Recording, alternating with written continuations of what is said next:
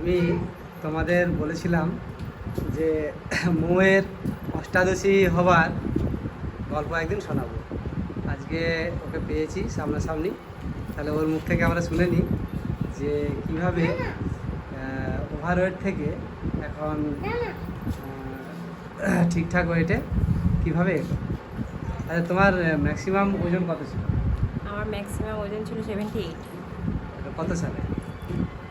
ওটা ছিল বেবি হওয়ার পর আমার 2021 সালের পর থেকেই ওভারওয়েট হয়ে যায়।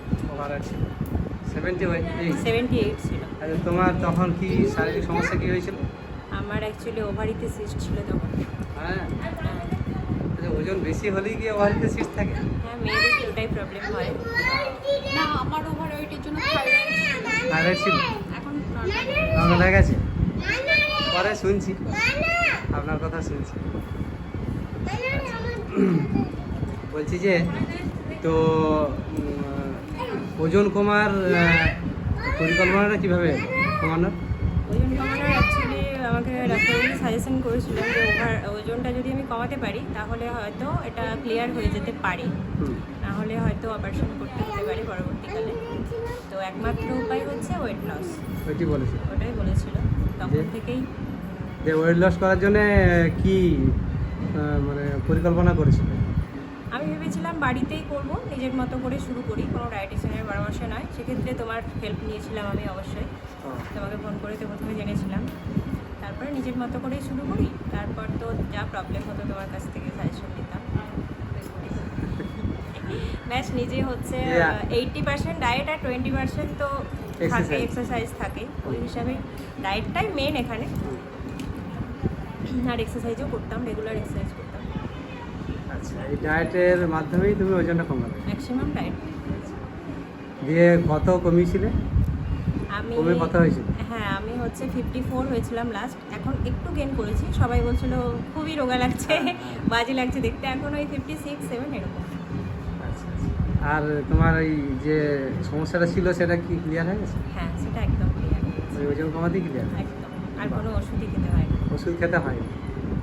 খুব ভালো। মানে শুধু ওটার জন্য নয়, আমি আজ 2022 সালেই মোটামুটি আগস্ট সেপ্টেম্বর নাগাদ আমি মোটামুটি ওয়েটে চলে এসেছিলাম, মানে 60-র নিচে চলে এসেছিলাম। তারপর থেকে আমি কোনো ওষুধই খাইনি, মানে কোনো জ্বর জ্বালা হলেও খাই না। মানে ওষুধ খাওয়া থেকে না, বিরত ওষুধ হয়েছে? খাওয়া থেকে একদম বিরত। Inspired by? অবশ্যই তুমি, গণপতি দা। আচ্ছা, তো তোমার বৌদিও তোমার দ্বারা ইন্সপায়ার্ড হয়েছে না? একদম। হ্যাঁ, তো তুমি কি?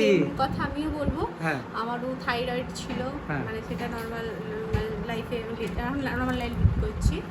আর ওজন ওভারওয়েট হওয়ার জন্যই থাইরয়েড ছিল? হ্যাঁ, ওভারওয়েটের জন্য থাইরয়েড এসে গিয়েছিল। আর ডাক্তারবাবু কি তোমাকেও বলেছিল? হ্যাঁ, ওজন কমানোর জন্যই বলেছিল। হ্যাঁ। তো আমি তো মানে দিদিভাই আপনার থেকে ইন্সপায়ার হয়েছিল, আমি দিদিভাই থেকে, মানে অ্যাকচুয়ালি আপনার জন্যই মানে যাই হোক, হয়েছিল আর হ্যাঁ, কি। যেভাবেই হোক।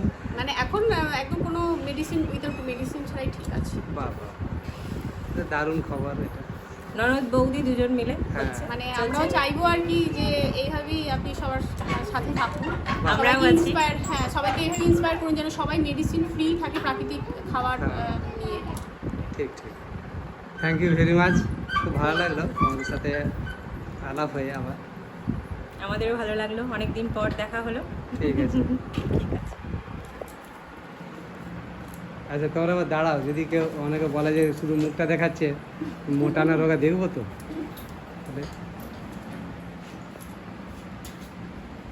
ওকে, থ্যাংক ইউ।